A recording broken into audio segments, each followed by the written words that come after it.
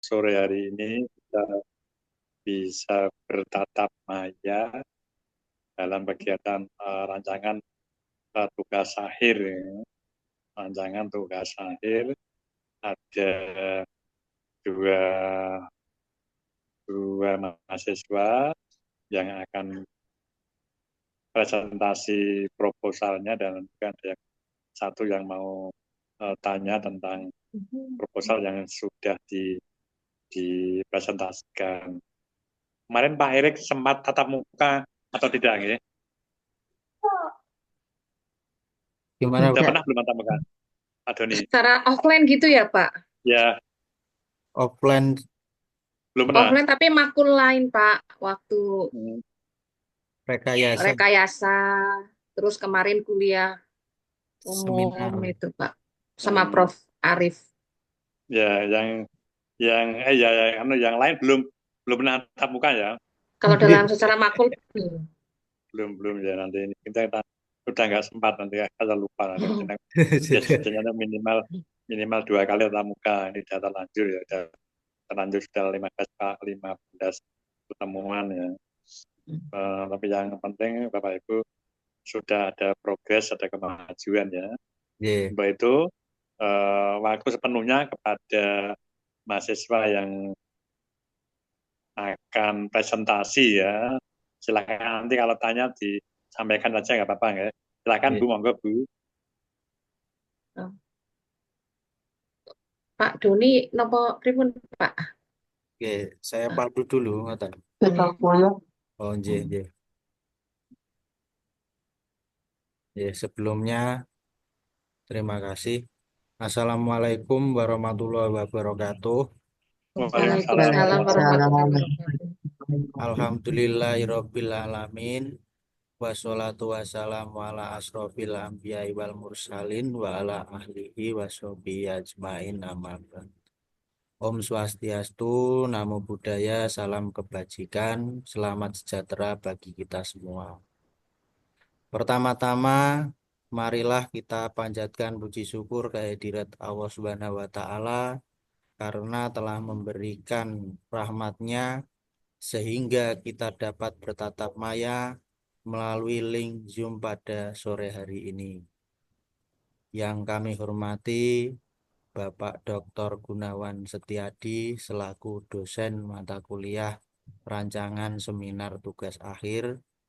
Yang kami banggakan rekan-rekan mahasiswa Magister Pendidikan Dasar Angkatan 18 semester 1 kelas C. Semoga semuanya dalam lindungan Allah Subhanahu wa Ta'ala dan sehat selalu. Amin. Pada kesempatan sore hari ini, itu kemarin rencananya kan ada 3 mahasiswa yang akan mempresentasikan proposalnya, yaitu Bu Aldia Maulida Asa, Bu Penny Retnawati, dan Putri Alicia Salsabila. Dikarenakan Putri Alicia Salsabila sedang mendampingi neneknya yang sakit, jadi sore hari ini ada dua mahasiswa yang akan mempresentasikan proposalnya, yaitu Bu Aldia dan Bu Penny.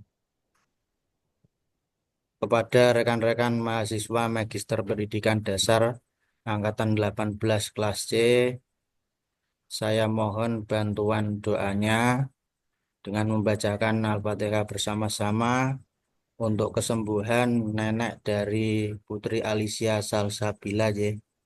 Mari saya hantarkan Alaniyah Al-Fatihah. Alhamdulillah.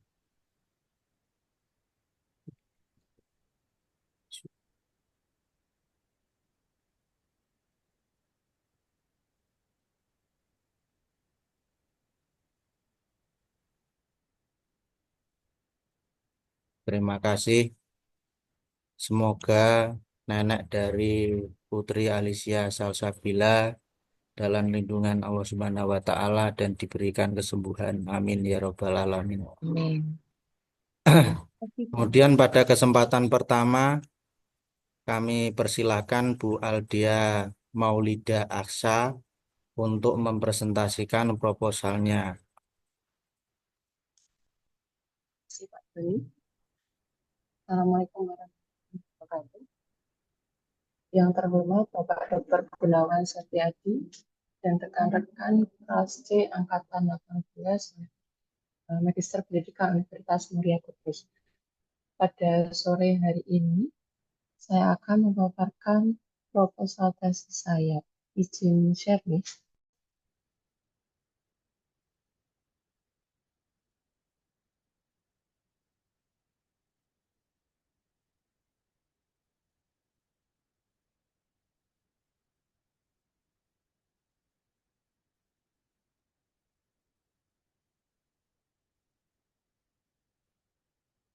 Proposal tesis saya berjudul Implementasi Program Literasi melalui Media Kartu Kata untuk mengembangkan kemampuan berpikir kritis siswa kelas 1 SD Negeri 3 Taling Kudus. Untuk latar belakang, literasi bertujuan agar siswa dapat mengembangkan kemampuan berbahasa dan berpikir yang berkelanjutan di semua aspek pembelajaran. Dalam implementasi kurikulum merdeka, kecakapan literasi dan numerasi merupakan jantung asesmen peserta didik. Berdasarkan hasil observasi dan wawancara terkait implementasi program literasi di sekolah, khususnya di SD 3 Kali, menunjukkan kendala seperti fasilitas berupa ruangan yang belum memadai, ketersediaan buku yang masih minim, jenis buku yang masih belum sesuai dengan rentang usia peserta didik. Di samping itu, dari segi peserta didik, memiliki kemampuan literasi yang cukup beragam, yaitu ada beberapa peserta didik yang belum lancar membaca, belum mengenal huruf dengan baik, dan serta peserta didik yang sudah memiliki kemampuan membaca yang baik, akan tetapi kedisiplinan dalam mengikuti literasi yang masih rendah. Untuk selanjutnya, identifikasi masalah. Untuk yang pertama, pada saat kegiatan literasi belum diterapkan menggunakan media kartu kata. Yang kedua, ruang literasi sudah ada di sekolah, namun guru belum bisa memanfaatkannya secara maksimal karena keterbatasan. Dan yang ketiga, siswa masih kesulitan dalam membaca. Untuk tujuan penelitian, menganalisis bagaimana implementasi program literasi melalui media kartu kata untuk PPT-nya belum jalan, Bu. Masih sampai yang mana, Pak? Belum jalan, PPT-nya hanya sampai judul ini. Ulangi lagi ya, Pak.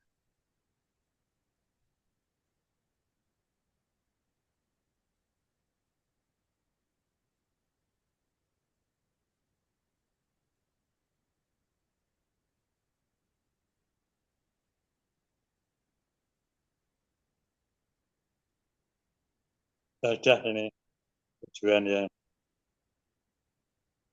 Untuk tujuan penelitian, menganalisis bagaimana implementasi program literasi melalui media kartu kata untuk mengembangkan kemampuan berpikir kritis siswa kelas 1 SD Negeri 3 Kali. Dan untuk manfaat penelitian, yang pertama, manfaat bagi guru. Memberikan informasi dan memperkaya lingkungan belajar sebagai sarana mengarahkan informasi kepada siswa, khususnya pada kegiatan literasi. Untuk yang kedua, manfaat bagi peserta didik, meningkatkan semangat dan dapat memotivasi siswa dalam kegiatan literasi di sekolah. Dan yang ketiga, manfaat bagi peneliti, menambah wawasan dan ilmu pengetahuan dengan berbagi informasi dan ilmu dalam ilmu pendidikan. Berdasarkan beberapa penelitian sebelumnya yang dilakukan peneliti, literasi sangat begitu penting untuk perkembangan peserta didik dan penerapan literasi dapat dibantu dengan alat bantu media yang relevan. Media kartu kata yang digunakan sebagai sarana untuk mencapai tujuan pembelajaran, baik untuk meningkatkan kemampuan berpikir kritis maupun keterampilan peserta didik. Berikut adalah penelitian terdahulu. Yang pertama, penelitian dari Anthony Sonet pada tahun 2022 yang berjudul Implementasi Program Literasi Dasar pada Anak Sekolah Dasar. Untuk persamaannya, meneliti implementasi program literasi, dan untuk perbedaannya, penelitian tanpa menggunakan media bantu. Pada penelitian ini, peneliti ingin mengetahui perencanaan program literasi dasar, pelaksanaan program literasi dasar, dan evaluasi program literasi dasar. Untuk yang kedua, penelitian dari Afrida Susrita pada tahun 2023 yang berjudul implementasi gerakan literasi baca tulis melalui permainan cetak umbak kartu di sekolah dasar. Untuk kesamaannya, implementasi literasi berbantu media kartu. Untuk perbedaannya, penelitian ini dilakukan di kelas tinggi. Penelitian ini merupakan pengertian yang dibagi menjadi beberapa tahap, yaitu persiapan program pengajian. Objek yang dilibatkan adalah kelas 5 yang terdiri dari 5 rombel. Untuk penelitian yang ketiga, dari Rofiko Firdaus pada tahun 2024 yang berjudul Implementasi Gerakan Literasi sebagai Upaya dalam Meningkatkan Kemampuan Membaca, Menulis, dan Berpikir Kritis siswa kelas 2 dan 5 Madrasah Ibtidaiyah Al-Fatah, Jatisari, Tajina. Untuk persamaannya, pada penelitian ini sama-sama mengimplementasikan gerakan literasi sebagai upaya peningkatan berpikir kritis. Untuk perbedaannya, penelitian dilakukan di kelas rendah dan kelas tinggi dan tambah menggunakan media bantu. Pada penelitian ini adalah untuk yang pertama, satu menjelaskan penerapan gerakan literasi untuk meningkatkan literasi dan kemampuan berpikir kritis siswa. Yang kedua, menjelaskan dampak penerapan gerakan literasi terhadap peningkatan literasi dan kemampuan berpikir kritis siswa. Dan yang ketiga mendeskripsikan faktor keberhasilan dan hambatan dalam melakukan latihan literasi untuk meningkatkan literasi dan kemampuan berpikir kritis siswa. Dan yang penelitian yang keempat dari Evi Saraswati pada tahun 2021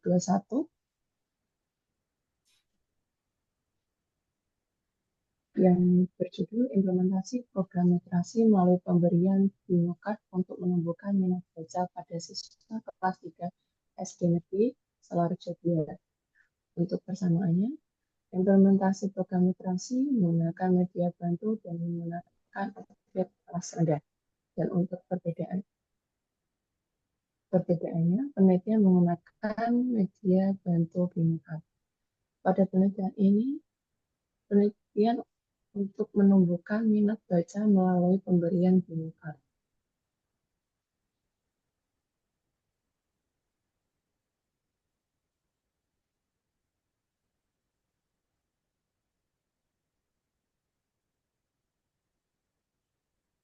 Selanjutnya, penelitian yang kelima, penelitian dari Jessica Ira Agustina pada tahun 2004 yang berjudul Implementasi Program Gerakan Literasi Sekolah kelas 5B di SD Negeri Bandung Rejosari, Malang dengan pendekatan studi kasus. Untuk persamaannya, yaitu sama-sama mengimplementasikan program gerakan literasi di sekolah dasar, dan untuk perbedaannya penelitian dilaksanakan di kelas tinggi dan menggunakan jenis penelitian studi kasus. Pada penelitian ini bertujuan untuk mengetahui pelaksanaan program gerakan literasi atau GLS di SD Negeri Bandung Rejo 3 Malang dan mendapatkan hasil apapun program GLS yang berjalan di SD Negeri Bandung Rejo 3 Malang, yaitu kunjungan perpustakaan, pembelajaran di luar kelas, menghias mading, dan penataan pojok baca.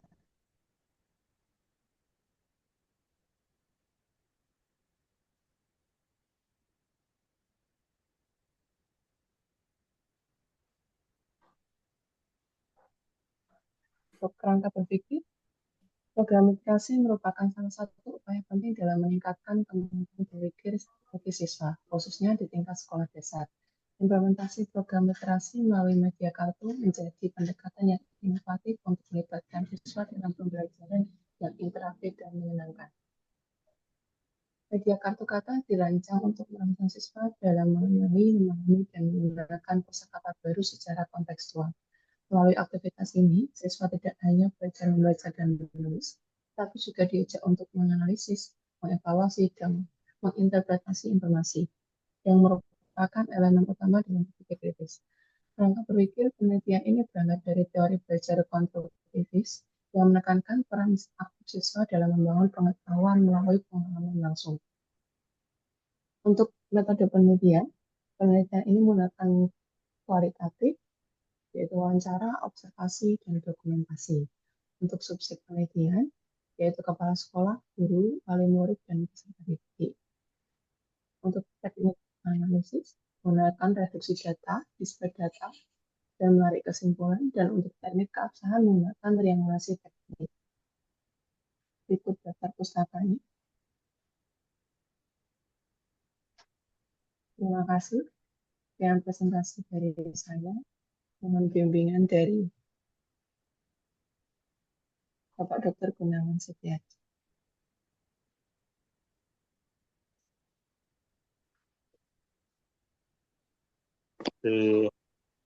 Dihilangkan dulu Bu ya, anunya apa, PPT-nya Bu.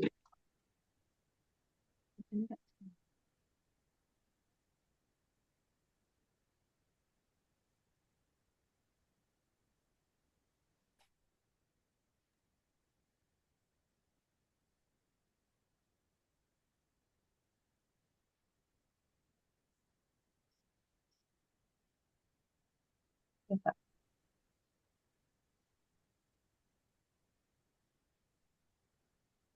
Terima kasih ya sudah membuat proposal dan sudah menyusun proposal ya, dan sudah presentasi PPT-nya, mulai presentasi proposalnya. Ada beberapa hal yang perlu dipahami ya Bu ya. Tentang judul dulu. Jadi judulnya Bu Aldia ini seperti judul PTK. Padahal kalau kita lihat bab 3, metodenya itu kan kualitatif. Jadi nanti untuk judulnya, kalau masih ingin penelitian kualitatif, ya nanti judulnya bisa direvisi jadi gini ya, karena kalau S2 itu tidak boleh PTK ya. PTK untuk S1 ya. Jadi kalau kalau S2 memang disarankan untuk penelitian kualitatif ya, penelitian kuantitatif ya. Kuantitatif itu bisa survei, bisa eksperimen, dan penelitian pengembangan. Kalau penelitian pengembangan itu harus menghasilkan produknya bisa berupa modul, bisa berupa buku, bisa berupa alat peraga, bisa berupa model itu sendiri. Jadi untuk PTK itu di S2 tidak disarankan, karena PTK itu kan biasanya untuk S1 ya, untuk S1. Jadi kalau masih ingin tujuan seperti ini, ya tadi tinggal gini aja.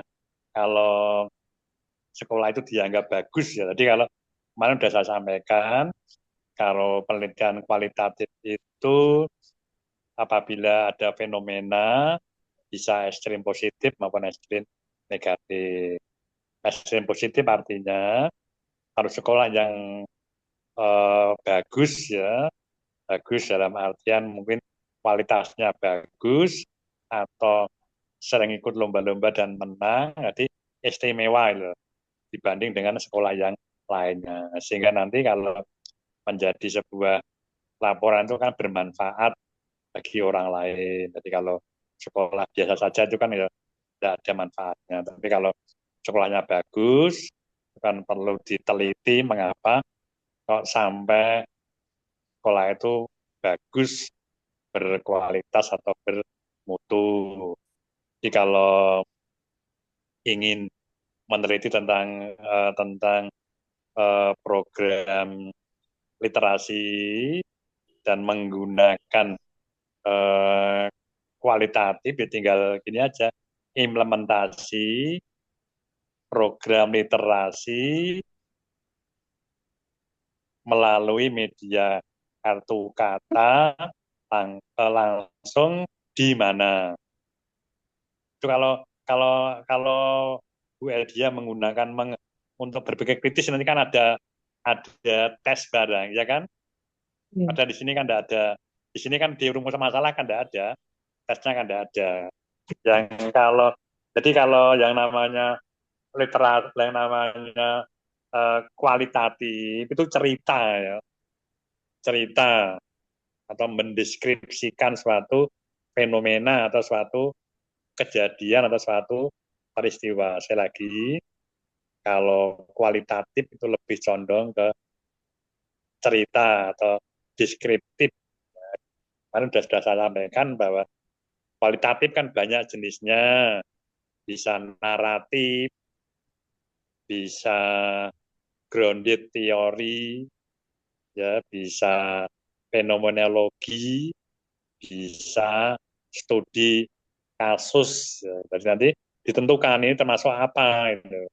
Bukan hanya sekedar kualitatif, tapi kualitatif jenisnya apa. Jadi disampaikan menurut Kraswell penelitian ini adalah apa, gitu ya. Nanti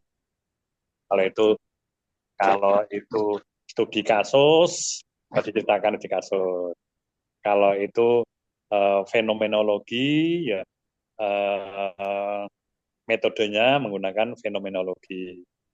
Kalau itu naratif, metodenya juga naratif. Gitu. Jadi kalau kualitatif itu perlu menentukan jenis kualitatif.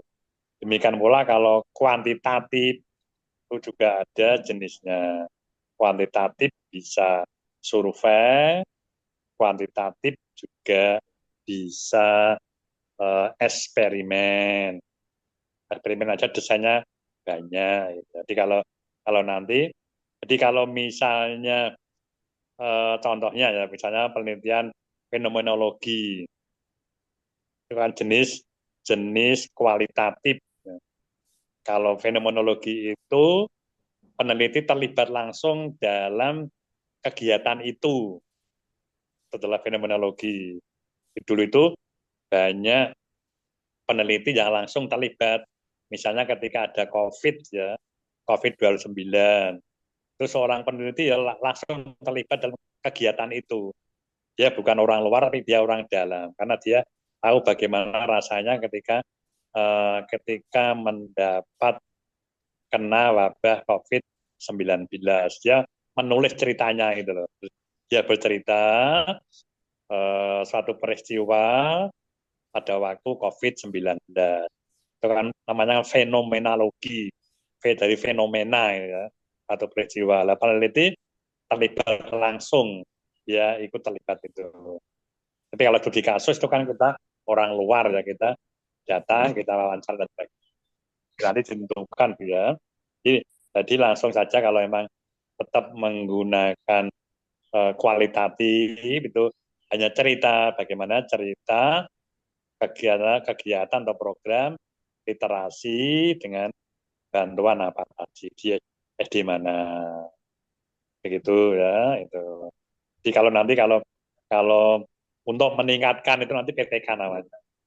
PTK kan gitu kan, penggunaan apa untuk meningkatkan apa, itu kan PTK. Jadi kalau PTK itu adalah ada intervensi, jadi ada suatu kegiatan yang digunakan untuk meningkatkan sesuatu, apakah meningkatkan hasil belajar atau meningkatkan keaktifan siswa. Jadi kalau PTK itu ada intervensi, ada kegiatan yang digunakan tujuannya itu untuk meningkatkan. Tapi kalau fenomenologi itu memang tidak untuk mengukur ya, itu ada suatu program. Gitu. Jadi nanti untuk rumusan masalah, ya, rumus masalah kan hanya satu. Lalu Ya, Pak. di rumus masalahnya kan hanya satu. Di rumusan masalahnya jangan satu. Jadi kalau seperti ini misalnya ya, jadi rumusan pertama kan minimal misalnya 3. Pertama, bagaimana program literasi melalui titik-titik, gimana? Tuh, bagaimana dicerita programnya seperti apa, gitu ya. Tuh, terus berikutnya ya, kedua, bagaimana kendala yang muncul, yang namanya program atau kegiatan itu pasti ada masalah atau kendala yang muncul. Jadi diceritakan kendala apa saja yang muncul. Terus yang ketiga adalah bagaimana mengatasi kendala yang muncul. Jadi, kalau ada kendala kan perlu diatasi.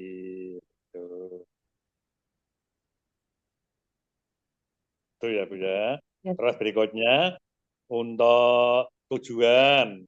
Ini tujuannya nanti menyesuaikan dengan rumusan masalah ya. Tadi tujuannya kan tadi kan rumusan masalah hanya satu, kan jadi 3. Lalu tujuannya juga disesuaikan menjadi 3. Jadi, mendeskripsikan program literasi melalui media kartu kata. Literasinya literasi apa? Literasi numerasi atau numerasi atau literasi digital atau literasi apa Bu? Yang rencana diceritakan itu Bu. Literasi Secara umum literasi apa? yang digital. Nanti dicek kembali ya Bu ya. Nanti dicek kembali apakah itu dicek dulu apakah nanti di dalam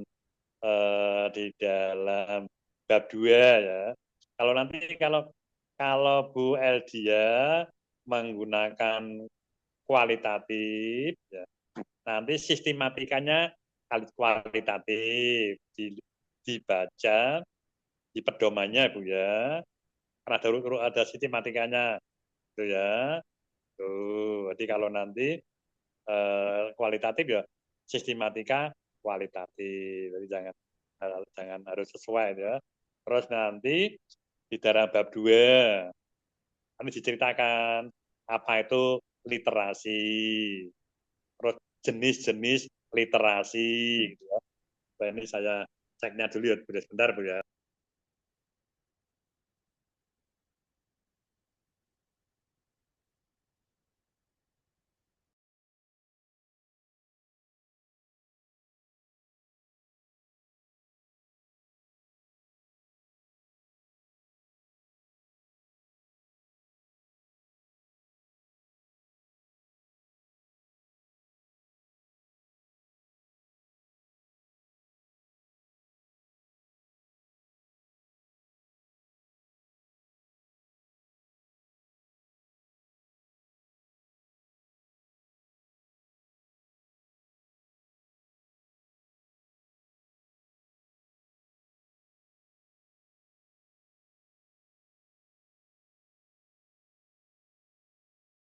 Saya baca sudah ada ya Bu Elgia. Tapi nanti diperdalam ya. Nanti misalnya liter ini belum ada kutipan-kutipan kemarin disampaikan Pak Erik. Jadi kalau misalnya peneliti itu mengutip minimal tiga kutipan ya, baru kesimpulan. Literasi menurut pendapat A, pendapat B, pendapat C, terus disimpulkan. Nanti ada literasi, apa itu literasi, terus jenis-jenis literasi, nanti kan dijelaskan gitu. Jadi minimal ini belum ada kata kutipan ya. Dan kalau kita tidak sebagai seorang ahli tidak bisa berpendapat ya Bu ya. Jadi kita itu hanya menyimpulkan. Jadi, pendapatnya siapa, tiga ahli, terus kita simpulkan. Kesimpulan dari pendapat itu adalah apa, gitu ya. Demikian pula nanti media pembelajaran. Media pembelajaran itu apa, nanti kan lengkap ya. Ini karena ini kemarin hanya ringkasan, jadi tidak perlu lengkap, nggak apa-apa. Tapi besok, kalau sudah jadi betul-betul proposal, harus sesuai dengan kaidah-kaidah penulisan proposal yang kualitatif gitu ya. Kalau misalnya kutipan kemarin kan ada kutipan langsung dan kutipan tidak langsung. Bagaimana cara mengutip kutipan langsung. Karena kan kalau kutipan langsung itu terdiri dari, kalau kurang dari 40 kata itu kan pakai tanda petik ya. Tapi kalau kutipannya itu lebih dari 40 kata akan dibuat paragraf tersendiri. Kecuali kalau itu kutipan tidak langsung. Kutipan tidak langsung itu menggunakan bahasanya peneliti, menggunakan bahasanya Bu Eldia. Jadi kita nggak mengutip, berarti kita paraphrasing istilahnya ya. Itu hanya menyebutkan tahun saja. Jadi kalau kutipan tidak langsung itu hanya menyebutkan tahun saja. Tetapi kalau kutipan langsung itu selain tahun ada halamannya. Karena kan kutip langsung dari bahasanya penulis buku ya. Eh, itu dari kan Bu ya, dari bab 2 Bu ya. Di bab 2 nanti karena di bab 2 itu karena kemampuan berpikir tidak ada, nanti dihilangkan saja. Karena Bu Eldia itu kan hanya cerita bagaimana program literasi itu di satu sekolah. Tidak perlu meningkatkan apa kan. Kalau kata-kata meningkatkan kan ada alat ukur. Kalau alat ukur kan berupa tes. Padahal di rumusan masalah kan kan nggak ada itu, nggak ada bagaimana mengukur kan nggak ada. Kecuali kalau Bu Elgia itu menggunakan eksperimen.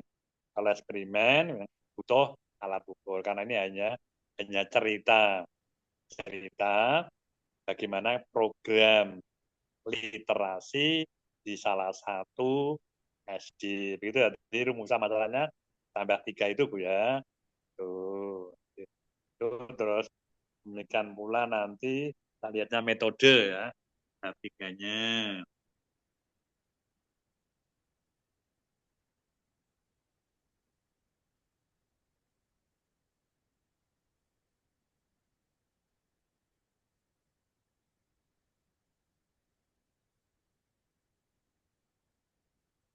Untuk bab 3-nya orang disesuaikan Bu Eldia, disesuaikan dengan sistematikanya karena di bab 3 itu di yang bab 3 itu yang kualitatif ya, yang kualitatif juga saya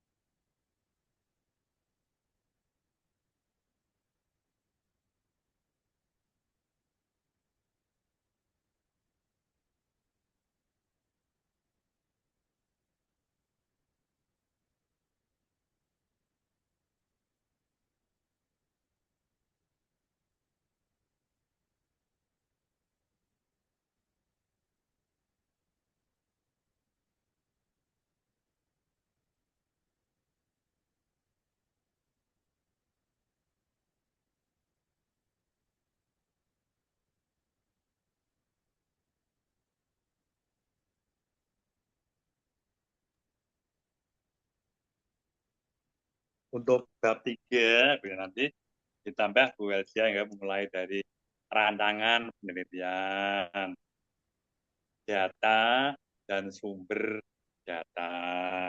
Nanti datanya apa? Misalnya datanya dijelaskan. Terus pengumpulan data. Bagaimana Bu Eldia itu mengumpulkan data? Apakah dengan wawancara? Apakah dengan observasi?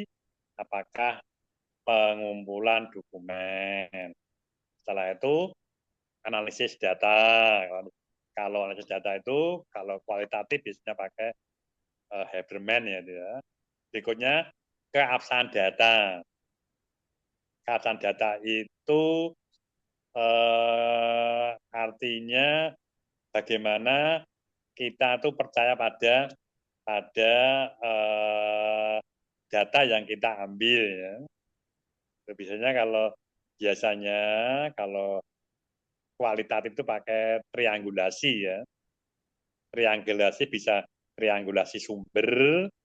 Jadi kalau Bu Eldia itu meneliti satu sekolah itu sumbernya jangan hanya satu. Di sumbernya itu bisa dari guru, sumbernya bisa dari kepala sekolah, sumbernya itu bisa dari siswa. Itu artinya itu adalah triangulasi sumber. Jadi dengan Sudah ada, informasi yang gimana Bu? sudah ada Pak, sudah saya cantumkan. Tapi yang dikirim yang belum ada ya Bu ya? Yang Word-nya Pak? Ya di proposal loh, belum ada ya populer yang mana ya? Yang Bu Eldia ya. Oke. Ah, ini nggak ada ya. Ini kok hanya sedikit ya. Halaman 15 betul ya? Oh iya Pak, benar. Gitu. Iya kan belum. Itu ya sudah punya bayangan lah ya. Itu ya ada yang Iya, Pak. udah punya bayangan ya gitu ya. Ya. Jadi gitu ya. Jadi disesuaikan dengan sistematikanya ya. Misalnya saya katakan kalau keabsahan data ya bisa tadi ya bisa menggunakan triangulasi dan sebagainya. Triangulasi sumber dengan triangulasi teknik atau metode atau triangulasi waktu dan juga ada perpanjangan pengamatan. Nanti dibaca bukunya Sugiono itu ada ya. Baca bukunya Sugiono itu nanti jelas ya. Di bukunya Sugiono itu ada penjelasan tentang penelitian kualitatif. Jadi apa itu penelitian kualitatif? Nah, aja kalau Sugiono itu nggak lengkap jenis-jenisnya. Kalau yang lengkap jenis-jenisnya itu yang penelitiannya Claswell. Ya. Claswell itu bisa yang kok. Yang saya beri kemarin Claswell yang bahasa Inggris ya. Yang bahasa Indonesia ada kok. Beli saja yang bahasa Indonesia Bu di Shopee juga ada, kalau di Tokopedia juga ada gitu. Saya kira cukup ya Bu, terima kasih sudah berupaya untuk menulis proposal ya. Untuk daftar pustakanya nanti bisa ditambah ya. Jadi yang belum ada memang banyak mahasiswa yang belum ada teori dan teori atau penjelasan yang berasal dari buku bahasa Inggris atau jurnal bahasa Inggris itu. Seharusnya kan ada, kalau menurut aturannya kan berapa persen menggunakan buku atau jurnal yang bahasa Inggris itu kan buku pedomannya kan. Nah, tapi kadang-kadang mahasiswa itu jarang ya, coba diusahakan. Nah, kalau jurnal kan mudah. Kalau jurnal itu nanti cari jurnal saja, saat itu nanti ditranslate di Google Translate kan bisa. Kalau jurnal kan paling-paling hanya 9 halaman ya. Kalau 9 halaman di Google Translate kan cepat ya. Itu kan bisa untuk menambah daftar pustakanya. Begitu Bu Eldia, barangkali ada pertanyaan atau apa untuk saya, silakan, tidak apa-apa. Itu dulu. Gimana? Sementara cukup Pak. Cukup ya, ada. Oke. Ya, terima kasih ya. Dilengkapi ya untuk berikutnya ya, karena tadi yang sistematikan yang bab 3-nya ya ditambah. Saya kembalikan ke Pak Doni, monggo Pak Doni. Iya, Bapak. Terima kasih Bu Aldia Maulida Asa yang telah mempresentasikan materi proposalnya. Pada kesempatan yang kedua, kami persilahkan Ibu Penny Retnawati.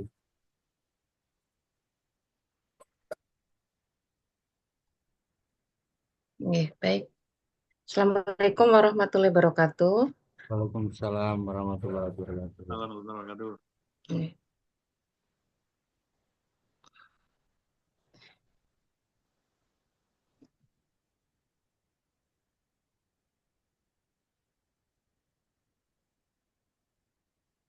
Yang terhormat Dr. Gunawan Setiadi, dosen Mingampu, mata kuliah seminar rancangan tugas akhir. Yang kami hormati rekan-rekan mahasiswa MPD kelas C angkatan 18. Mohon izin untuk mempresentasikan hasil proposal saya tentang ini sebenarnya presentasi yang kedua Bapak, saya ada perubahan judul. Untuk yang kali ini adalah saya ganti menjadi pengaruh literasi digital dan kompetensi guru terhadap kinerja guru SMP di Kabupaten Kudus. Yang berikutnya, judul ini dilatar belakangi bahwa di era pembelajaran digital, literasi digital telah menjadi kompetensi yang penting bagi guru, di mana selain memiliki kemampuan untuk mengakses dan mengevaluasi sumber belajar digital, guru juga diharuskan untuk membuat konten digital yang dapat mendukung proses pembelajaran dengan cara yang menarik dan efektif. Yang berikutnya, kompetensi guru dalam literasi digital merupakan salah satu hal yang perlu diperhatikan dalam penilaian kinerja guru. Literasi digital dianggap sebagai salah satu literasi yang dapat meningkatkan kinerja guru. Guru sebagai ujung tombak keberhasilan sekolah harus dapat menampilkan kinerja yang baik dan berkontribusi bagi perkembangan dan peningkatan mutu di sekolah. Proses pembelajaran tidak akan berjalan dengan baik tanpa peran guru, sehingga diharapkan guru mampu memenuhi kualifikasi kompetensi yang diharapkan dalam dunia pendidikan sebagai agen pembelajaran, di mana kompetensi merupakan faktor utama dalam penentuan untuk menghasilkan kinerja yang sangat baik. Oleh karena itu, diperlukan penelitian mendalam untuk memahami pengaruh literasi digital dan kompetensi guru terhadap kinerja guru. Kami mengambil judul pengaruh literasi digital dan kompetensi guru terhadap kinerja guru SMP di Kabupaten Kudus.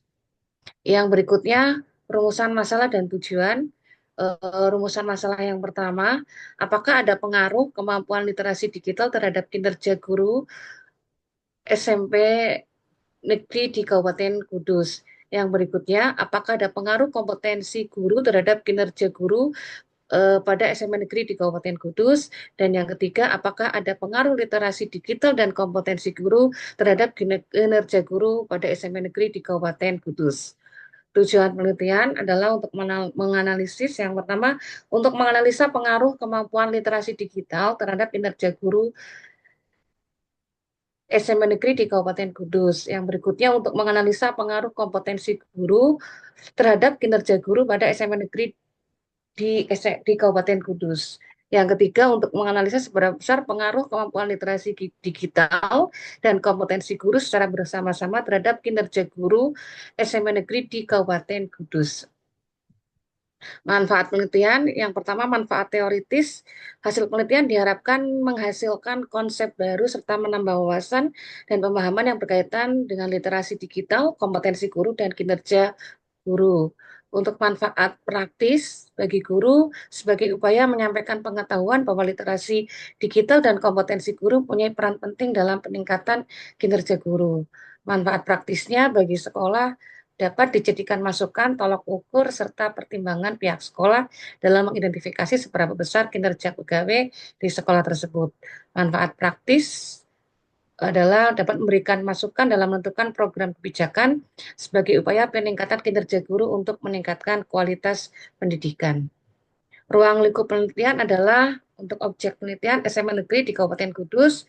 Variabel yang diteliti dalam penelitian ini adalah variabel independen 1, yaitu literasi digital, dan kompetensi guru X2 sebagai variabel independen yang kedua, dan untuk variabel dependen adalah kinerja guru.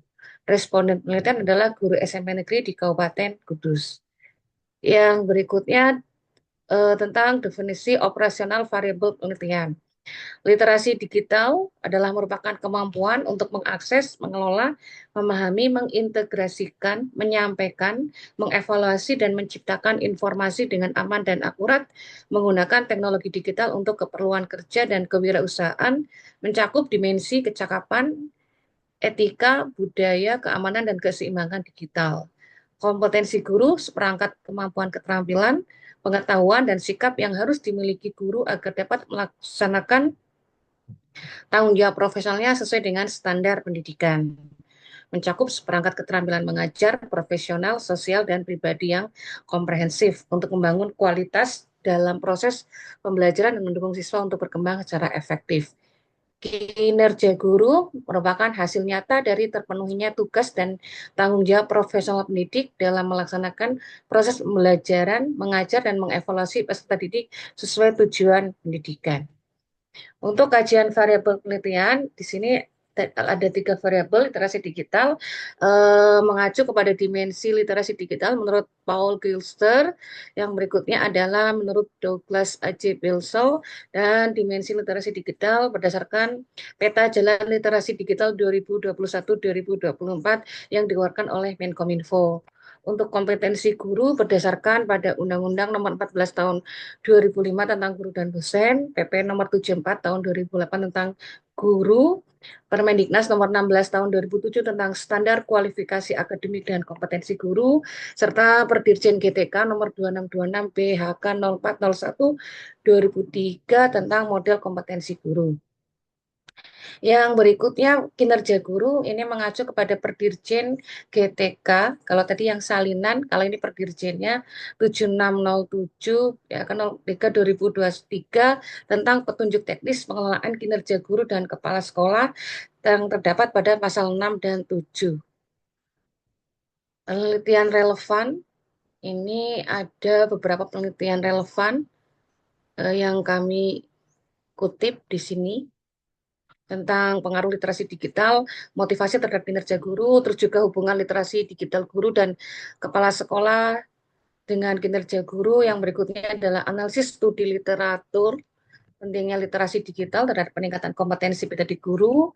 Yang berikutnya pengaruh kecakapan literasi digital terhadap kinerja guru, pengaruh kepemimpinan interaksional, literasi digital, kecerdasan emosional, intelektual terhadap kinerja guru, pengaruh kompetensi, budaya kerja, dan teknologi informasi terhadap kinerja guru, analisis pentingnya kompetensi pedagogik dan literasi digital guru dalam upaya meningkatkan kinerja, dan pengaruh kompetensi guru terhadap kinerja guru. Untuk kerangka berpikir, ini kami gambarkan seperti ini, bahwa literasi digital sebagai variabel X1 dan kompetensi guru variabel X2 berpengaruh terhadap kinerja guru, yaitu variabel Y. Hipotesis penelitian, bahwa yang pertama terdapat pengaruh literasi digital terhadap kinerja guru SMP di Kabupaten Kudus. Terdapat pengaruh kompetensi guru terhadap kinerja guru SMP di Kabupaten Kudus, dan terdapat pengaruh literasi digital dan kompetensi guru terhadap kinerja guru SMP di Kabupaten Kudus. Untuk rancangan penelitian ini jenis penelitian kuantitatif, metode survei yang fokus kepada pengaruh literasi digital dan kompetensi guru terhadap kinerja guru SM Negeri di Kabupaten Kudus. Variabel, ada 2 variabel independen dan 1 variabel dependen. Literasi digital, variabel independen pertama, kompetensi guru variabel bebas kedua, dan kinerja guru sebagai variabel dependen. Populasi dan sampel penelitian adalah guru dengan status PNS dan non-PNS di SMA Negeri Kabupaten Kudus sejumlah 178. Sampel penelitian dari populasi tadi dengan menggunakan rumus Lovin diperoleh sampel responden 123. Yang berikutnya rencana jadwal kami rencanakan seperti ini dari mulai pengajuan judul Desember, observasi lapangan, penyusunan proposal, bimbingan proposal, seminar sampai dengan pengumpulan, pengolahan, dan penyusunan sampai dengan tahun 2025 ini. Yang berikutnya, teknik dan instrumen pengumpulan data, ini menggunakan kuesioner atau angket dengan skala Likert, dan ini nanti menggunakan Google Form. Sebelumnya akan dilakukan uji validitas dan uji reliabilitas pada instrumen. Untuk instrumen nanti mohon untuk masukannya, di mana untuk literasi digital saya mengacu kepada peta jalan literasi digital 2021-2024 yang dikeluarkan oleh Kominfo, di mana ada 4 indikator: cakap bermedia digital, budaya bermedia digital, etis bermedia digital, dan aman bermedia digital. Untuk kompetensi guru mengacu kepada Permendiknas Nomor 16 Tahun 2007 tentang standar kualifikasi akademik dan kompetensi guru, dan ini saya cek masa berlakunya masih berlaku, di mana indikatornya ada kompetensi pedagogik, kompetensi kepribadian, kompetensi sosial, dan kompetensi profesional. Untuk kinerja guru mengacu kepada Perdirjen GTK tentang juknis pengelolaan kinerja guru dan kepala sekolah. Berdasarkan Perdirjen GTK tersebut, untuk penilaian kinerja itu ada 4 aspek, yaitu praktik pembelajaran, pengembangan kompetensi, tugas tambahan, dan perilaku kerja.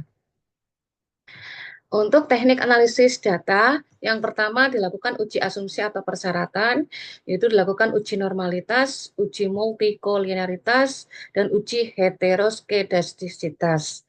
Untuk uji hipotesis diadakan uji analisis regresi parsial, uji T, uji analisis regresi berganda, uji simultan uji F, dan koefisien determinan R2.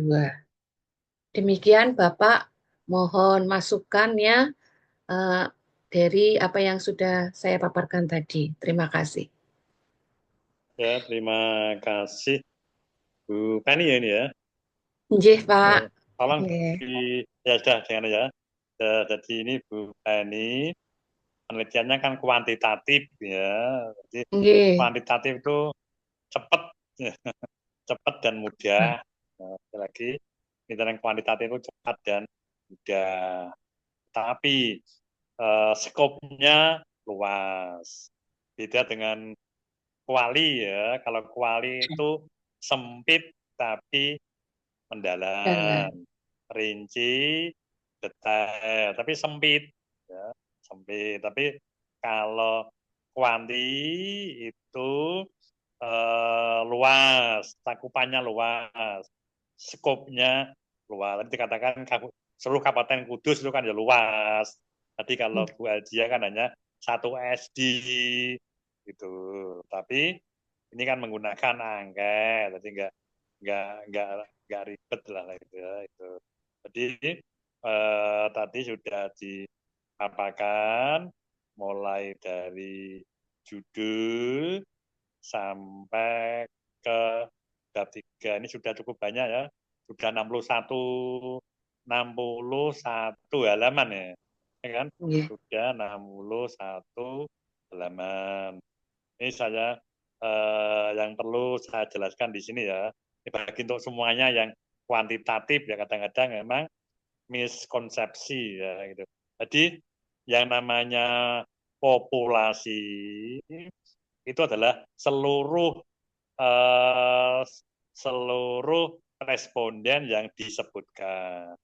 Kalau dikatakan guru SMP di Kabupaten Kudus ya seluruh guru SMP di Kabupaten Kudus. Ya, begitu dikatakan guru SMP itu kan semuanya. Kita kecuali ya Bu. Nah, gitu kan. Dari kalimatnya kan itu tadi yang dikatakan populasi itu adalah keseluruhan. Misalnya seluruh penduduk Indonesia ya seluruh penduduk Indonesia ya tua ya muda pokoknya penduduk Indonesia.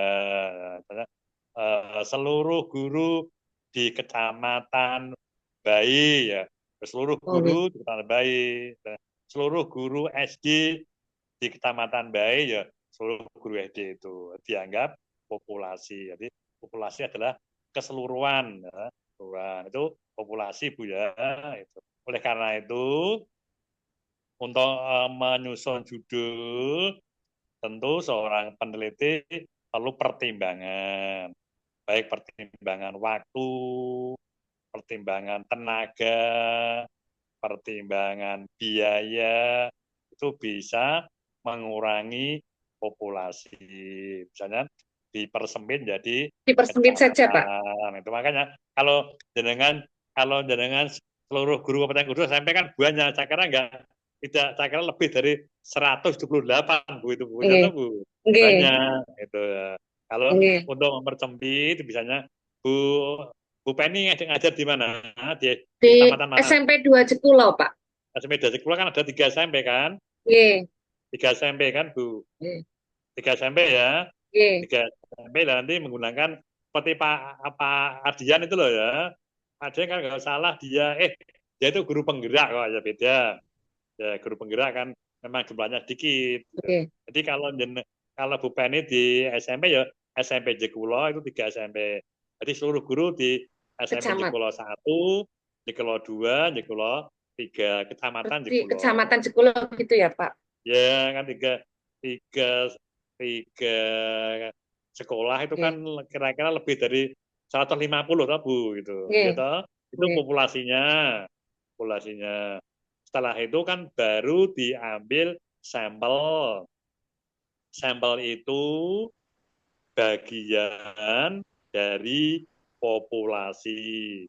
Saya ulang lagi ya, sampel itu bagian dari populasi yang memiliki karakteristik yang sama. Kalau guru SMP ya guru SMP. Ada hal sebutkan kalau tidak ada negeri ya guru SMP ke negeri ya guru PNS ya P3K gitu Bu ya.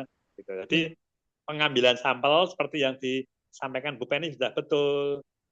Pengambilan sampel menggunakan rumus bisa, menggunakan tabel bisa, Bu Penny menggunakan rumus Slovin itu ya sudah betul itu. Nanti dicari dulu populasi SMP Jekulo 3 sekolah itu berapa. Itu misalnya ketemu 150 ya, dari 150 itu dicari sampelnya menggunakan rumus Slovin dengan signifikannya 5%, gitu bukan? Sudah betul ini? Sudah betul. Nah, terus setelah itu Bu Penny bisa menggunakan rumus Slovin, bisa juga menggunakan tabelnya Ishak and Michelle di Sugiono itu loh Bu. Kan ada kalau populasinya 100 itu sampelnya berapa, 110 sampelnya berapa, itu tinggal baca saja. Tapi hasilnya relatif sama kok. Pakai Slovin aja nggak apa-apa. Sudah betul itu. Itu ya, itu. Jadi nanti setelah ketemu sampelnya berapa, misalnya tadi populasinya 100 ya Bu ya. Populasinya misalnya 100. 3 sekolah itu Bu. Atau 180 lah, 180. Terus dimasukkan rumus Slovin, sampelnya ketemu 90 gitu ya, 90. Nah, 90 nanti dibagi 3 sesuai dengan rumus juga. Ada rumusnya nanti saya carikan aja nanti biar mudah ya. Proporsional, artinya pengambilan sampel secara proporsional. Jadi kalau jumlah gurunya di Jekulo 1 itu berapa, diambil sampel berapa. Itu. Nah, karena kalau dengan di sekolah itu kan sudah banyak yang kenal loh Bu. Kalau seluruh Kabupaten Kudus kan repot, kan ya susah juga. Sekarang itu tidak semua guru itu mau membantu peneliti kadang-kadang. Dia itu agak wegah ngisi angket. Oleh karena itu dipersempit sehingga nanti tidak menyulitkan seorang peneliti. Yang penting metodenya betul, hasilnya betul, dan sudah layak sebuah tesis gitu loh Bu. Nah, terlalu banyak itu ya berat juga. Gitu. Nanti kalau ada yang tanya mengapa enggak seluruh kabupaten jawab saja, karena keterbatasan tenaga, keterbatasan dana, keterbatasan waktu. Yang penting betul gitu loh Bu. Yang penting Bu Penny itu tahu bagaimana melaksanakan penelitian kualitatif dari A sampai Z gitu loh. Bagaimana mengambil populasi, bagaimana mengambil sampel, bagaimana memilih sampel itu. Tadi kan misalnya tadi kan ketemu setelah sampel dirumuskan ketemu 90 ya. Itu kan ada rumusnya lagi gitu. Bisa proporsional, bisa random gitu loh Bu. Random itu diacak gitu. Misalnya guru Jekulo 1 ya, ada 50 guru, mau diambil 20 ya, di kopiok itu diambil 20 itu namanya sampel random gitu ya. Tapi kalau proporsional itu dibagi roto itu loh. Bagi roto itu namanya kan proporsional, makanya kan proporsional kan dibagi roto gitu ya. Itu. Dan nanti setelah itu ketemu itu kalau kuanti itu 1 bulan selesai kok Bu. Nanti saya sarankan ya, kalau membuat angket jangan terlalu banyak. Saya katakan guru sekarang tuh megah, akan ya. Jadi satu indikator 1 saja nggak apa-apa. Jadi jangan terlalu banyak. Jadi ini nanti membuat angket manual dulu, baru dimasukkan ke Google Form. Google Form. Google Form nanti angketnya terserah Bu Penny ya, bisa 4 jawaban, bisa 5, yang simpel saja. Dari Google Form nanti langsung di-share ke WA group ya, minta tolong temannya yang di Jekolot 1 nanti siapa yang bertanggung jawab, yang Jekolot 2 siapa, 3 siapa. Nanti kan begitu diklik kan masuk semua di Google Drive. Di Google Drive nanti sudah otomatis Bu, jawaban nomor 1 itu berapa jumlahnya, nomor 2 itu berapa, sudah kepenak, tinggal ngambil, tinggal copy paste saja. Satu grafiknya juga sudah ada di Google Drive, nanti sudah ada. Bisa tanya Pak Andrian, nanti bisa tanya sama-sama guru dari Jekolot dulu, salah ya. Bukan Jekolot, Deng. Bisa Jogol, IPA ya, nyanjenengan kan TIK Bu. TIK kan bidang ya malah kulino. Itu ya, itu. Terus nanti kan setelah ketemu tadi Bu ya, setelah ketemu sampel dan setelah membuat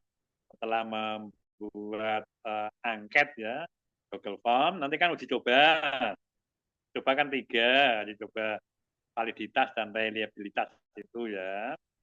Itu uji cobanya diambilkan selain sampel, tapi masuk populasi. Jadi misalnya nanti Bu, misalnya populasinya 150, sampelnya 90. Kan 150 dikurangi 90 kan bisa 60. Nah, uji cobanya diambil yang 60 tadi. Kalau uji cobanya itu minimal 30, Bu.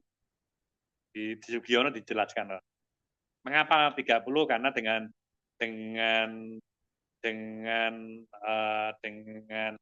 koresponden jadi 30 itu secara statistik itu sudah bisa normal kok ya, normal begitu. Jadi uji coba instrumen dilakukan di luar sampel, tetapi uji prasyarat Bu ya, uji prasyarat atau uji asumsi klasik lah. Tadi uji normalitas, uji heterokedastisitas, uji linearitas, uji T, uji F, regresi linear berganda, itu dilakukan di sampel gitu ya. Jangan bingung, nanti kadang-kadang mahasiswa kualak-kualik gitu ya. Jadi saya jelaskan kalau uji instrumen dilakukan di luar sampel. Tetapi uji asumsi klasik atau uji prasyarat dan uji hipotesis tadi itu dilakukan di sampel. Itu pakai SPSS sekali dah langsung keluar hasilnya, Bu. Gitu. Jadi kalau uji validitas itu bisa pakai Excel nggak apa-apa. Lebih mudah Excel malah kalau saya itu.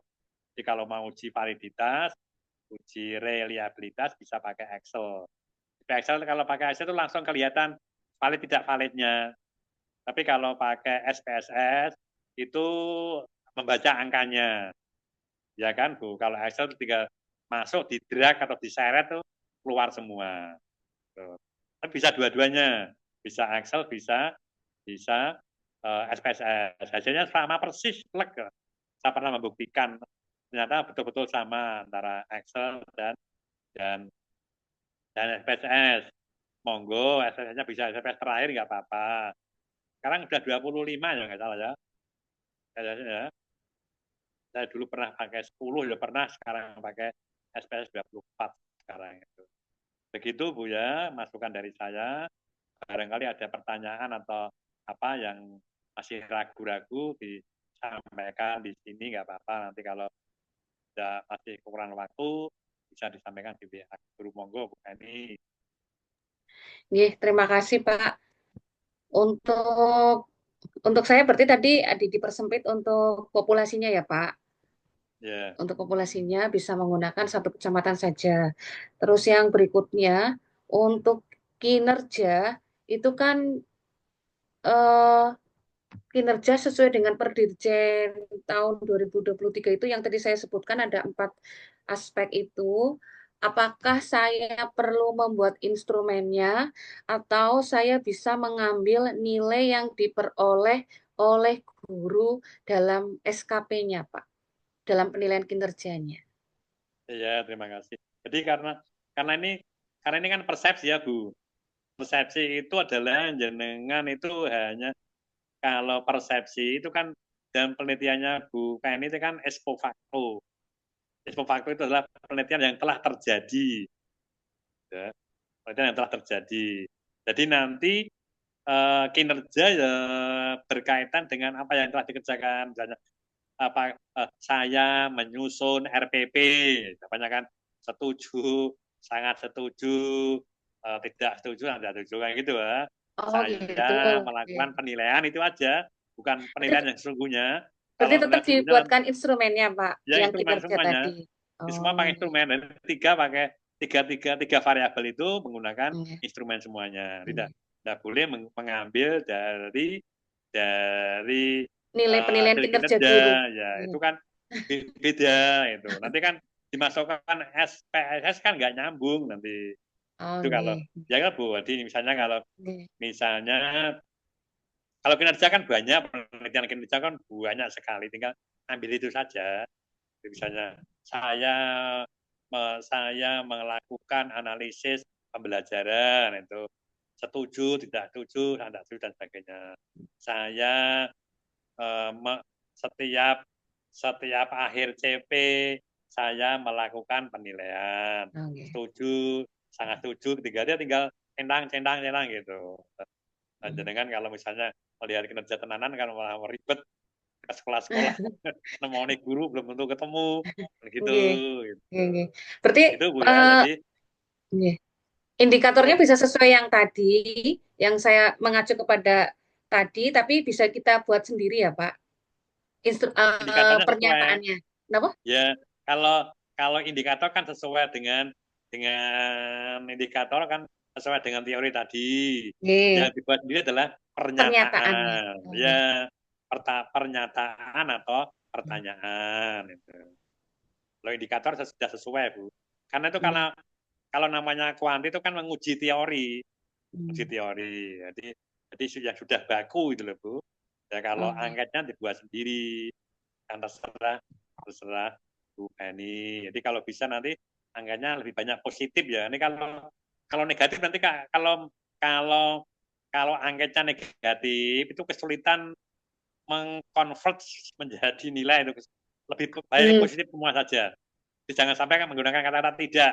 Saya tidak pernah membuat modul ajar, jangan kata-kata tidak.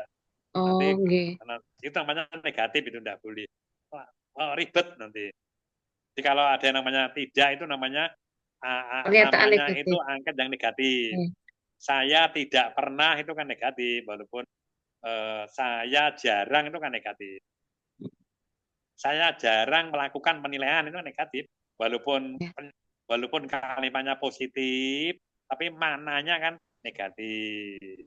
Saya jarang eh, saya jarang membuat modul ajar itu kan ya negatif, Pak Bu.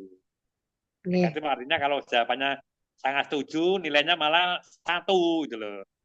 Dia jarang mengerjakan ya. Begitu Bu ya. Jadi nanti indikatornya sesuaikan dengan teori yang ada. Yang dibuat Bu Penny itu adalah pernyataan atau pertanyaan. Gitu. Jadi nanti biasanya sebelum angket dibagikan nanti diserahkan pada pembimbing dulu ya, kisi-kisi sama angketnya. Karena nanti kan dibaca dulu apa betul Iya. tidak. Setelah itu baru dibuat. Iya, Pak. Begitu Bu Penny, apalagi Iya. monggo. Berarti ini tadi yang saya menjelaskan penelitian survei itu diganti menjadi ex post facto, Pak, atau bagaimana? Pendekatannya survei ya, metodenya ex post facto. Nanti dilihat dulu, dibaca lagi Bu ya, bedanya antara survei dan ex post facto. Karena Karena penelitian kualitatif itu kan bisa survei, bisa eksperimen. Nanti Oke. dijelaskan ya apa itu survei. Survei menurut Sugiono apa? Survei menurut Praswell itu apa? Gitu Bu ya. Expo facto itu apa? Nanti kan banyak tokoh-tokoh itu Bu Penny menyimpulkan. Jadi jelas apa itu kuantitatif, apa itu survei, apa itu expo faktor. Karena Bu Penny itu kan penelitiannya kan expo faktor tuh expo itu kan sudah selesai Bu ya. Ini kan sudah selesai. Dia kegiatan sudah selesai Bu. Misalnya saya mampu saya mampu membuka Google, itu kan sudah selesai dia. Kalau dia sangat setuju, tidak setuju, sangat tidak setuju. Nanti kayak gitu aja. Nanti kalau sangat setuju nilainya 4 itu. Kalau saya mampu membuka Google, kok jawabannya sangat tidak setuju, nilainya hanya 1 kan gitu. Oke, Pak. Ya, begitu Bu Penny, monggo. Pertanyaan apa lagi? Oke, sementara itu kemarin saya yang waktu mini riset itu menggunakan SPSS tapi baru satu variabel independen dan satu variabel dependen Pak. Itu pun dengan tutorial YouTube. Kalau ini saya mengambil itu tapi sebenarnya saya belum paham untuk uji-uji yang kalau 3 variabel tadi. Seperti Ya, itu Pak. kan ya, Jadi Bu, ya, perhatikan semuanya aja ya. Untuk S2, sekali lagi, untuk S2 minimal 3 variabel. Sekali lagi, untuk S2 minimal 3 variabel, tidak boleh 2 variabel. Kalau 2 variabel, S1 misalnya pengaruh supervisi akademik terhadap kinerja itu kan 2 variabel. Itu tidak disarankan karena itu kan sangat amat sederhana. Itu regresi sederhana. Jadi kalau bisa itu memang 3 variabel. Pengaruh supervisi pendidikan dan kepemimpinan terhadap kinerja. Pengaruh literasi digital dan kompetensi guru terhadap kepuasan kerja dan sebagainya. Jadi variabelnya itu dibuat dulu dan dicari dulu di penelitian sebelumnya. Karena kan tidak semua variabel kan bisa berhubungan, tidak. Jadi jangan sampai hal-hal yang tidak berhubungan dihubung-hubungkan, nggak boleh. Pengaruh berat badan terhadap prestasi, itu kan ya tidak nalar gitu kan, itu pengaruh makan siang terhadap prestasi itu kan nggak masuk akal. Hal yang tidak masuk akal ya jangan dipaksakan. Kalau dimasukkan SPSS juga keluar nanti, tapi kan nggak rasional itu. Ya kan, misalnya pengaruh kekayaan orang tua dan jabatan orang tua terhadap prestasi itu kan hal-hal yang nggak masuk akal. Dan kalau dilihat di penelitian sebelumnya kan nggak ada itu, nggak mungkin ada karena nggak rasional. Jadi menghubungkan tuh hal yang berhubungan secara rasional. Kan misalnya contohnya gini ya, pengaruh penjualan payung terhadap musim penghujan itu kan masuk akal. Makin banyak hujan, makin orang banyak membeli payung. Kan begitu kan. Musim penghujan hari ini kan payung mesti laris. Pengaruh penjualan kipas angin terhadap kondisi cuaca itu kan gitu. Dan biasanya kalau musim panas kan penjualan kipas angin dan AC kan meningkat kan gitu. Jadi menghubungkan yang rasional. Jangan sampai hal-hal yang tidak rasional. Dulu kan ada pengaruh perenjak di depan rumah terhadap datangnya tamu, itu kan nggak rasional, itu kan mitos namanya kan, mitos gitu.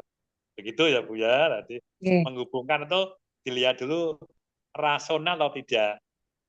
Jadi, kalau namanya prestasi belajar, misalnya mutu pendidikan itu kan dipengaruhi oleh komponen guru, komponen kurikulum, komponen sarana prasarana, kan begitu kan kemarin itu. Jadi jangan sampai di luar itu. Dengan mutu pendidikan di sekolah kan pengaruh itu. Pengaruh ya. Jelas guru berpengaruh, kepala sekolah berpengaruh. Gitu. Terus sarana prasarana juga berpengaruh, kurikulum juga berpengaruh. Itu hal-hal yang secara rasional itu bisa diterima secara nalar gitu ya. Hal-hal yang tidak nalar jangan dihubung-hubungkan.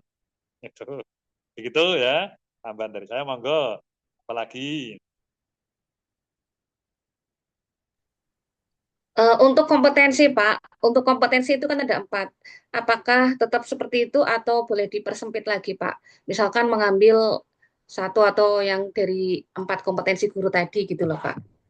Apa pedagogisnya atau kalau gimana? ya kalau kompetensi kan jadi satu, Bu. Jadi Oh, kompetensi iya. guru ya kompetensi yang namanya kompetensi guru ya ada 4. Kompetensi pedagogi, kompetensi profesional, kompetensi sosial, kompetensi kepribadian. Jadi satu.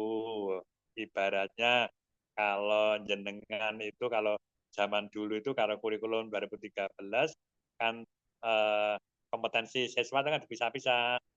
Ada pengetahuan sendiri, keterampilan sendiri, terus sikap sendiri. Sekarang kan jadi satu. Sekarang nilai itu kan tidak ada nilai keterampilan jadi satu karena namanya keterampilan kan dipandang jadi satu, menyatu ya namanya sesuatu kompetensi siswa ya kompetensi pengetahuan, keterampilan dan sikap. Itu jadi itu jadi untuk itu untuk kompetensi itu menyatu. Jadi bisa katakan kompetensi pedagogi, kompetensi profesional, kompetensi sosial dan kompetensi pribadian tadi ya itu di Permendikbud tahun 2007 kan nggak salah itu ya. Tadi nomor 16, Pak, 2007, nggih. Ya Masih 2007 ya. berlaku, nggih. Ya itu hanya karena aja Bu satu-satu saja jangan banyak-banyak anunya soalnya. Gitu. Kalau banyak nanti sing jawab blenger nanti. Monggo apalagi. Nggih, sampun Pak Gunawan. Terima Bu. kasih banyak Ya, penguatan dan masukannya ya. untuk perbaikan. Monggo. Terima Jadi kasih. yang mau tanya Bu Putri mau tanya, monggo Pak Doni saya serahkan Pak Doni. Ya. Terima kasih Bapak. Eh, Terima kasih kepada Ibu Penny Retnowati yang sudah mempresentasikan dan memaparkan proposalnya. Dengan berakhirnya presentasi kedua tadi, maka materi presentasi proposal pada seluruh mahasiswa Magister Pendidikan Dasar Angkatan 18 kelas C pada perkuliahan semester 1 ini telah berakhir semuanya. Ketekunan dan kedisiplinan dalam belajar adalah kunci untuk meraih prestasi. Setiap usaha yang kita lakukan hari ini akan memberikan hasil di masa depan. Semoga kita semua dilancarkan dalam perkuliahan dan meraih hasil yang baik. Amin. Amin, amin. Terima kasih kepada Bapak Dr. Gunawan Setiadi yang telah membimbing dan membersamai kami dalam mata kuliah seminar rancangan tugas akhir pada semester 1 ini. Apabila ada kata-kata yang kurang berkenan, baik lisan maupun tulisan, kami mohon maaf yang sebesar-besarnya. Wabillahi taufik wal hidayah. Wassalamualaikum warahmatullahi wabarakatuh. Waalaikumsalam warahmatullahi wabarakatuh. Waalaikumsalam. Nanti untuk selanjutnya nanti saya tak koordinasi sama Pak Doni sama Pak Erik ya. Ini kan pertemuannya kan masih satu untuk UAS. Nanti UASnya perlu tidak. Nanti saya tak koordinasi sama Pak Erik sama Pak Doni sebaiknya bagaimana ya itu. Dan sekali lagi jangan lupa hari ini isi daftar adik disunat. Dan apabila masih ada pertanyaan bisa disampaikan via WA grup ya.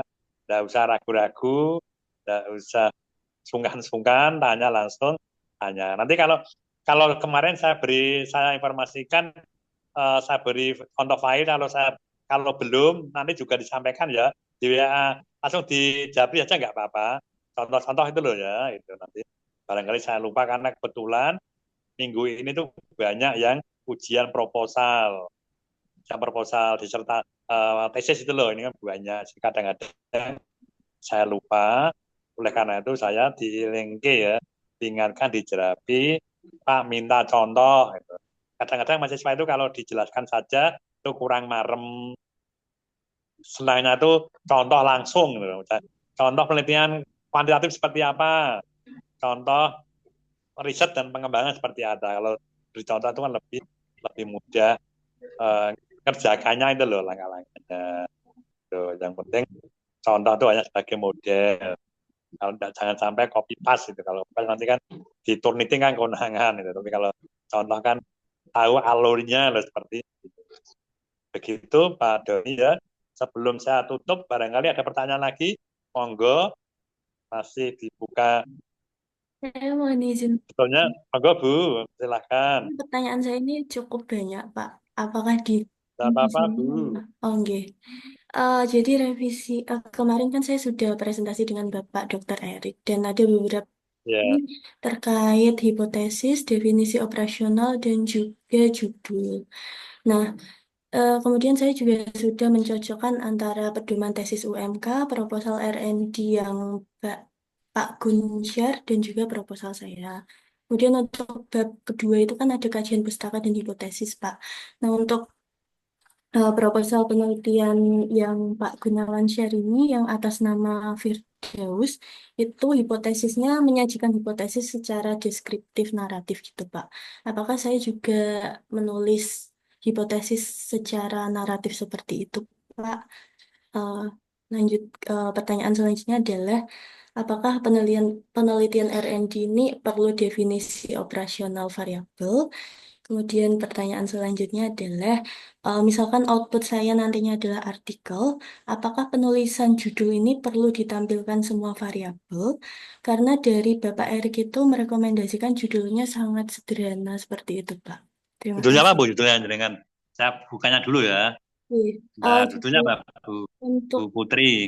judul saya secara kompleks itu adalah pengembangan media Sri Kandi berbasis Scratch untuk meningkatkan hasil belajar dan keterampilan sosial peserta didik kelas 4 sekolah dasar 4 Gulang, Pak. Nah, untuk Tadi saya buka tuh, jenengan nggak bisa sebenarnya. ini, Tadi betul ini Bu Eldia, Rasis Cipta, Bu Dia, Bu Fitro, Bu Putri ini, Bu Putri ada. Ya, nah kalau Pak ya Erik itu sudah, ya rekomendasi sudah. Ya. ini. Judulnya kan pengembangan media Sri Kandi berbasis Scratch bagi siswa kelas 5 bahasa. Judulnya kan ini kan? Iya, itu yang sudah Ya, direkomendasikan. sudah. Ya, sudah. Dulunya gimana dulunya? Dulunya itu pengembangan media Sri Kandi berbasis Scratch untuk meningkatkan hasil belajar dan keterampilan sosial siswa kelas 4 SD 4 Gulang. Jadi variabelnya itu muncul semuanya. Ya, jadi itu karena anggapan kalau ada meningkatkan itu kan cenderung ke PTK gitu loh ya. Jadi seperti ini nggak apa-apa. Nanti pengembangan media Sri Kandi berbasis Scratch bagi siswa kelas 4 sekolah dasar ya. Ini nggak masalah. Terus rumusan masalahnya itu Bu ya, rumusan masalahnya ini kan saya bacanya ini kan R&D gini nggih. Iya, Rumusan Pak. masalahnya itu kalau kalau sistematikanya disesuaikan dengan kan Bu ya, dengan yang di itu Bu ya, yang di UMK nggih. Iya. Rumusan masalah dan bagaimana analisis kebutuhan ini kan sudah oke. Bagaimana desain pengembangan media pelajaran diganti bagaimana kelayakan ini dibuat berapa rumusan masalahnya yang seperti ini. Bagaimana, Pak? Mohon maaf. Rumusan masalahnya seperti ini. Iya, ada 4. Ya. Ada 4 ya. Iya, Ada Pak. 4 ya, nggak apa-apa ada 4. Jadi bagaimana analisis kebutuhan, bagaimana desain pengembangan, bagaimana kelayak, bagaimana desain pengembangan. Ya, ini kalau 4 ini lengkap memang, ya lengkap. Karena ada yang nomor 3 itu digabungkan dengan nomor 2 nggak apa-apa. Tapi dipisah juga nggak apa-apa. Itu ya. Iya. Tuh. Terus keefektifan ini nanti yang ke hipotesisnya itu hanya satu ya biasanya Bu ya. Hipotesisnya satu untuk Satu kelayakan ya. aktivitas, Pak. Ya, kalau yang saya beri contoh mungkin belum saya koreksi yang Bu Firdaus itu. Mungkin Iya. belum saya koreksi. Itu cukup satu saja karena kalau hipotesis itu karena ada uji statistiknya yang bisa diuji statistik kan keefektifan itu. Kalau kelayakan kan tidak bisa tuh Bu. Saya Oh, lihatnya iya. punyanya Kalau Bu. dari Benar, benar. Dokter Erik itu mengembangkan dua hipotesis, Pak. Ada kelayakan dan efektivitas. Dua. Iya, iya, Pak. Nah kalau kelayakan pakai apa uji statistiknya? Kelayakan Kelayakan uji. menggunakan uji ahli media itu, Pak. Itu kan kalau uji ahli media itu kan nggak pakai statistik, nggak pakai instrumen Bu. Harusnya tidak, Pak. Ayo makanya. Jadi kalau Begitu. kalau saya sarankan untuk hipotesis itu hanya keefektifan. Kalau keefektifan kan Bu Putri kan menggunakan uji T itu kan eksperimen ini nanti. Ya kan Bu?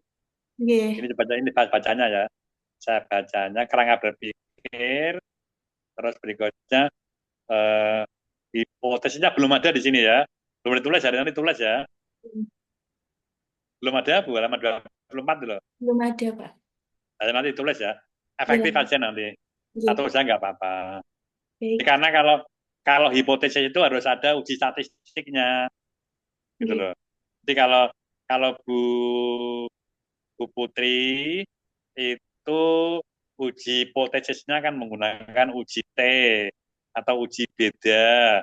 Jadi nanti menggunakan eksperimen. Menggunakan Iya. eksperimen ya. Nanti bisa menggunakan eksperimen atau menggunakan pretest post test. Nanti dibaca lagi bukunya Sugiono ya Bu. Yang eksperimen, penelitian eksperimen. Itu banyak desainnya. Itu nanti Bu Putri milih yang kelompok kontrol dan kelompok eksperimen atau desain pretest dan post test. Jadi nanti di penelitian eksperimen itu desainnya banyak. Bu Putri tinggal pilih yang sederhana saja.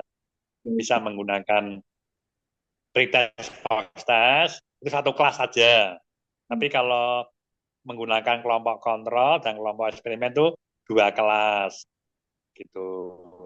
Baik, Itu Pak. jadi sudah clear ya, rumusan masalahnya clear, terus hipotesisnya clear, apalagi yang belum tadi. Pak, mau izin bertanya lagi untuk Ya. yang desain kelas tersebut, itu kan pretest post test hanya satu kelas itu di sekolah yang saya ujikan atau beda sekolah dengan satu rumpun. Eh, Kalau pretest dan post test ya, pretest dan ini kan ya beda dengan penelitian PTK ya. Nanti kalau eksperimen itu yang melakukan orang lain Bu ya, jangan yang ngamati ya. Gitu. iya. Jadi kalau pretest dan post test itu di SD-nya bebas Bu. Oh, Di SD-nya Bu Putri sendiri boleh, di SD orang lain boleh. Gitu. baik. Kalau itu hanya satu SD loh ya. Tapi Hmm. kalau ada kelompok kontrol, kelompok eksperimen itu dua SD. Oh, Monggo Bu Putri bisa pilih pilih pilih pretest post test atau pilih yang kelompok kontrol, kelompok eksperimen. Begitu Bu ya. Nanti dibaca lagi di bukunya Sugiono, penelitian eksperimen. Nanti ada desainnya banyak itu. Monggo apa lagi? baik, Pak. Kemudian pertanyaan saya yang terakhir itu ini, Pak. Jadi, eh, media yang saya kembangkan ini kan sebenarnya di semester ini juga sudah diujikan, maksudnya ada uji kelayakannya, Pak. Dan outputnya itu adalah yang satu artikel analisis kebutuhan, studi pendahuluan, dan artikel sampai dengan uji kelayakan, Pak. Nah, apabila saya nantinya melanjutkan sampai dengan tesis, apakah diperkenankan atau bagaimana gitu, Pak? Takutnya nanti terkena plagiasi dan lain sebagainya, Pak. Ya itu kan miliknya Bu Putri kan bukan plagiasi. Itu kalau kalau itu mata kuliah apa yang Yang, yang diartikelkan? yang pertama ada penelitian pendidikan dan rekayasa dan seni teknologi, Pak. Gitu. Jadi untuk yang analisnya kebutuhan itu kan Bu Putri kan sudah mengadakan survei kebutuhan ya Bu ya itu. Dan nanti ditulis tulisannya berbeda kan nggak apa-apa. Jadi yang namanya menulis itu kan tergantung penulis sendiri kan. Mau nulis cara apa yang penting nggak sama dengan jurnal kan nggak apa-apa. Kan beda itu. Jadi objeknya sama, cara penulisannya berbeda, itu kan jelas berbeda. Ya, misalnya satu menggunakan argumentatif, yang satu menggunakan deskriptif, itu kan beda. Kalimatnya kan juga beda, toh Bu. Tuh, Iya. bisa Bu, bisa Iya. menggunakan analisis kebutuhan yang sudah ada, dan juga bisa menggunakan tadi kelayakan sudah ada. Uji kelayakan berapa berapa validator Bu? Ada 3 validator dan 5 responden, Pak. Validator apa yang anunya? Yang validatornya apa saja? Validator media ada Pak Fajri, kemudian ada untuk teknologinya itu ada dosen tamu dari Malaysia, Pak. Namanya itu Bapak Azhari Asman. Dan validator ketiga itu Pak Fajrinya menyarankan untuk guru kelas, Pak. Ya, itu hanya cukup 3 saja ya. Jadi nggak ada hubungan dengan responden ya. Iya. 5 nggak usah. Berarti uji validasi itu hasilnya adalah layak dan tidak layak. Begitu Iya. ya, di media itu layak dan tidak layak. Jadi, itu bisa 2 validator, bisa 3 validator. Bisa validator media dan juga validator konten. Validator materi pelajaran. Materinya apa, Bu? IPAS Indonesia Kaya Budaya kelas 4. Ya, itu bisa minta tolong guru IPA, bisa dosen IPA juga boleh, Bu. Sesuai Oke. sarannya Pak Fadri, gurunya nggak apa-apa atau guru nggak apa-apa. Begitu Bu ya. Jadi itu kelayakan, itu uji kelayakan itu kaitannya dengan validasi. Validasi itu nanti hasilnya adalah layak tidak layak. Kalau layak itu artinya bisa digunakan untuk penelitian berikutnya. Itu Bu Putri nggih. Monggo. Berarti setelah ini Apalagi boleh lanjut ke bab 4. monggo nggih. Ya, Pak. Iya. Cukup ya? Ya, terima kasih, Pak. Ya, gitu ya. Jadi bisa